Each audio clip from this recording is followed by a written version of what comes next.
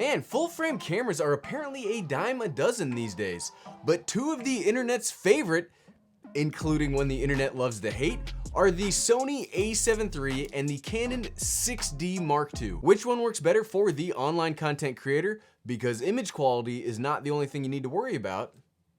Let's find out. What's up everyone, I'm the Everyday Dad, and if I can figure it out, you can figure it out. Some of you might consider this an odd pairing, but I stand by my decisions that not everything on the internet needs to be an apple-to-apple comparison. Because when I'm personally out looking for a camera, I consider price point and features, not necessarily if it's a mirrorless camera versus a mirrorless camera. I'm looking at prices and features, so without too much further jaw-jacking, let's get right down to it. Okay, maybe a little more jaw-jacking. As a quick disclaimer, this is my personal A7 III that I keep around to basically make YouTube comparisons about, as it's, the current hotness out there in the online video creator space. This is not my 6D Mark II. B&H Photos sent this to me on loan for purposes of making these videos, so figure yourselves disclaimed. But another disclaimer that I want to make before you spend too much time watching this particular video is I'm not a photographer, nor am I a professional videographer, so I mainly focus on making YouTube videos and home videos, so those are the specs and features we'll be covering today. If that's not your cup of tea, that's awesome.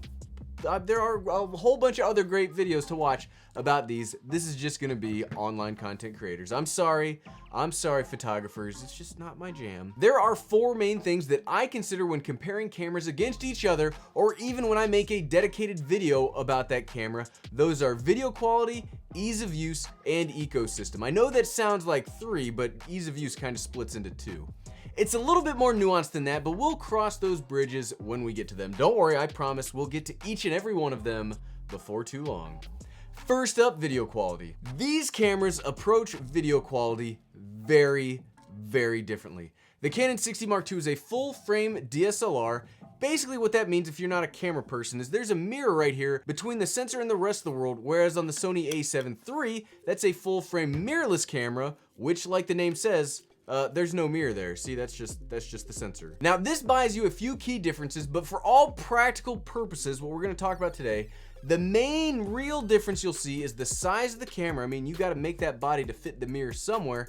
And the viewfinder on a mirrorless camera will be an electronic viewfinder and won't show you actually what like the mirror reflects light so that you can see what the camera's looking at, whereas on here, it's done digitally. Where that ties back into video quality is, honestly, there is not that big of a difference between a mirrorless camera and a DSLR, but for the purposes of this video, there is a pretty big difference, and it starts with the number 4, as in 4K. The A7 III has it and the 6D Mark II doesn't. The Sony A7 III can record in up to 4K 30 frames per second with a very small crop, while the 6D tops out at 1080p 60 frames per second.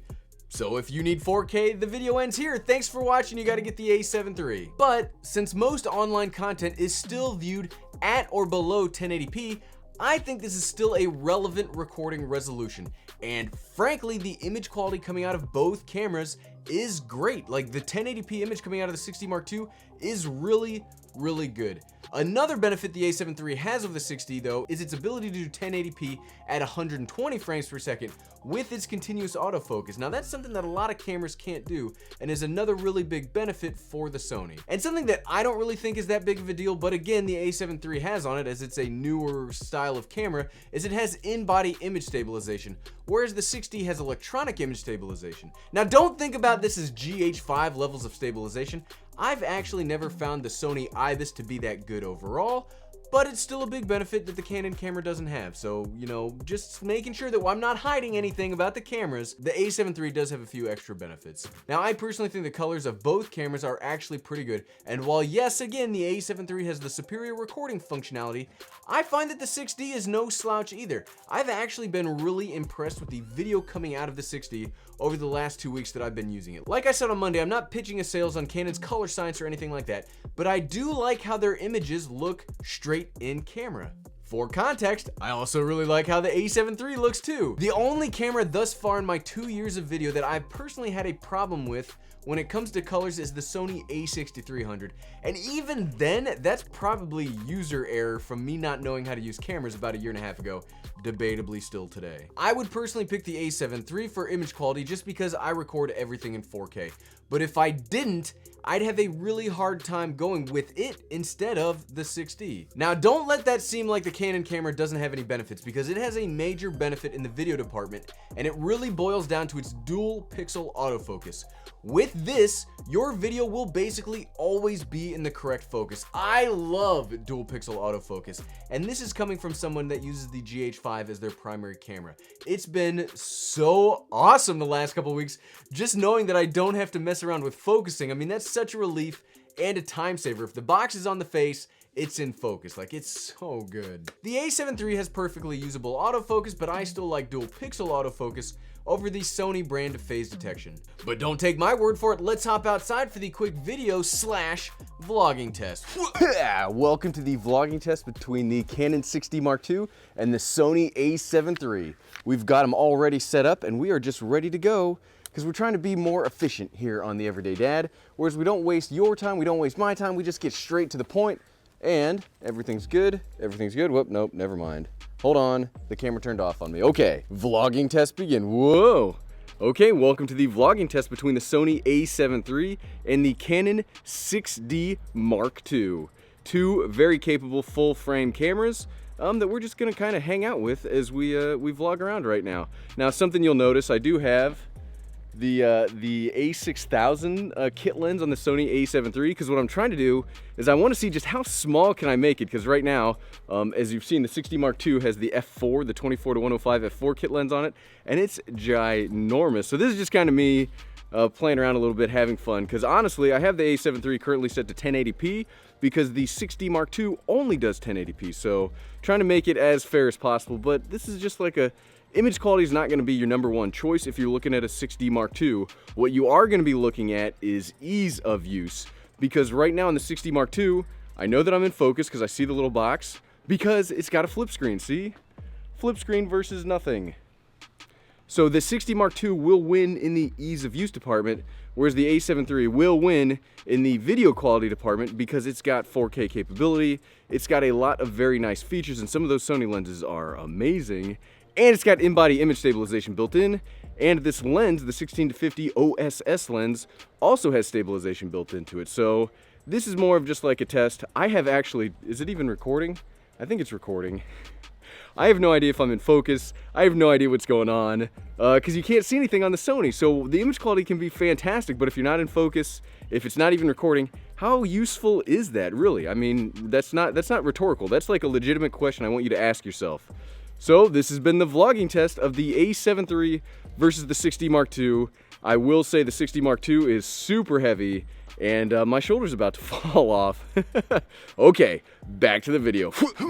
Okay, welcome to the indoor / studio test of the Canon 6D Mark II versus the Sony A7 III.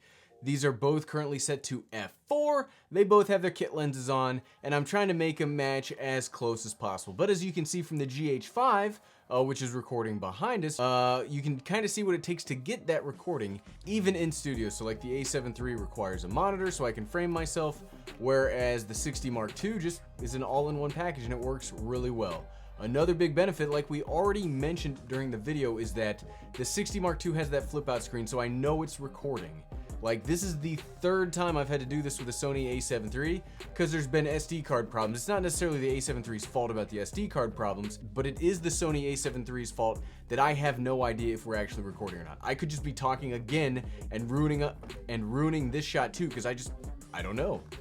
But yeah, so that's one of the big benefits. Do you want something that you need a monitor, cables, battery for, or do you just want an all-in-one package? Like, it's really the big differentiating factor between the two cameras, and why, you know, I do continue to think the 6D Mark II is one of the easiest cameras I've ever used, even indoors. Okay, back to the video. Ooh, don't want to break them. While image quality is important, what's more important is your workflow and how efficient or how easy it is to get good enough images, and audio. Again, like we said outside, audio is so important to appease your artistic vision. And this one's not even close. The 6D Mark II crushes the A7 III in ease of use. But there are, like we said in the beginning, there are two parts of ease of use that I break down into before you hit record and after you hit record. So let's look into these to see where the major differences lie. When it comes to pre-record setup, the cameras aren't that far apart.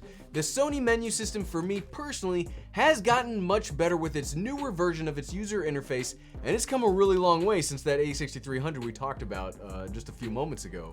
But the Canon menu system is really easy to work your way through, and in combination with the touchscreen, you can maneuver through those settings quickly and efficiently.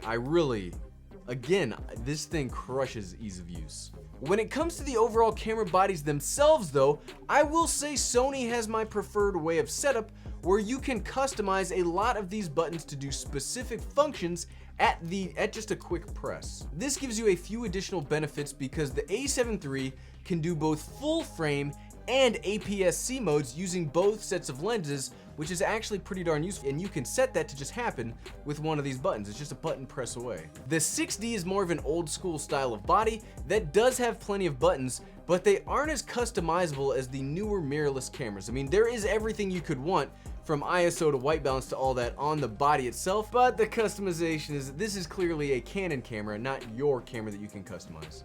So setup is pretty even draw. The customization versus the menu system and touchscreen, I mean, one of those will have to work for you. But after you hit record is when the business happens, and I call that business time. So what is business time? Business time is how easy or hard it is to get the footage you want after you hit record. How does the Sony A7 III and this Canon 60 Mark II compare? Well, if you saw Monday's video, you'll know that the 60 Mark II wins. Like, there's nothing else on the market that I have used that beats the 60 Mark II on ease of use. Just straight up, nothing has come close. Maybe the Canon EOS R has come close, but even then, it's just like all of the functionality that you need is right here. After you hit record, you know what's going on, like you don't have to guess. The Sony A7 III is a perfectly fine camera, and it's got some of the best image quality that I've gotten, and some of the lenses like the Tamron 20-75 are super useful and will get you beautiful images. But when you're using it, especially if you're a solo run and gun video maker like me, you have no idea if you're recording. I've lost whole videos because this thing stopped recording and I didn't know it. Whether it was the SD card full, some kind of error, it just decided to stop. Like, you don't even know. This is what you get to see. You see that like impenetrable stoic face that doesn't actually tell you anything? Yeah, you have no idea. Whereas on the 60 Mark II, the autofocus is very useful. The image quality is good, but it's only gonna be 1080p, but that's perfectly fine for online stuff. The more I use the 60 Mark II, the more I'm starting to like it. Is it something that I would use? Probably not, just because of how big it is. DSLRs I kind of feel are a dead-end technology, especially for video, for photography. Maybe, I don't know, but for ease of use, nothing comes close to this. This absolutely wins business time, hands down, basically against everything else. So sorry, Sony, you didn't have much of a chance. Back to the video. Now, one of the most important factors if you get one of these cameras, what does your upgrade path / ecosystem look like? Because a camera is more than just the body. It's a whole system. You can't just look at it from the bodies because bodies come and go. And this one is tough. Both cameras have a very robust and lively ecosystem. Like we mentioned on Monday, Canon even has a whole section on its website to selling refurbished lenses at an awesome price. And with adapters, those will even work with Canon's new mirrorless cameras almost natively. But that is, I think DSLRs are on its way out. Sales numbers do not reflect this yet, but R&D and new releases are moving towards a mirrorless future. So it's really hard to get someone to invest in a DSLR body knowing that it's good today, but its future's pretty rocky. So EF lenses are very awesome and they are very capable and they can be adapted to darn near everything, even my GH5, but they are starting to show their age. On the other hand, Sony E-mount lenses are also amazing, but current. My favorite lens of all time is the Tamron 28-75, which for the price is probably one of the best lenses ever. It's so good, and it's only on Sony E-mount as of right now. So I'm gonna call it pretty even draw again on the ecosystem for lenses, but I like the additions of the cages and the other supports you can get for the A7 III. It's the more functional, in my opinion. So what, right? So which of these would I recommend for the online content creator? Now this is probably gonna be a little different than other videos because both of these cameras are expensive. There isn't any two ways around it. So what value are you getting for your dollar? I know the popular wisdom is that the 60 Mark II is not a great camera, but I kinda disagree. I will say though, if you want the absolute best image quality, go with the A7 III. It's got great colors, great lenses, and that 4K looks awesome, and its autofocus is perfectly fine. But if you want a camera that's shockingly easy to use, seriously, this might legitimately be the easiest camera I've ever used, then give the 6D Mark II a look. It's expensive for a 1080p camera, but time is money, and this kind of time savings might be something to invest in. Thanks for watching.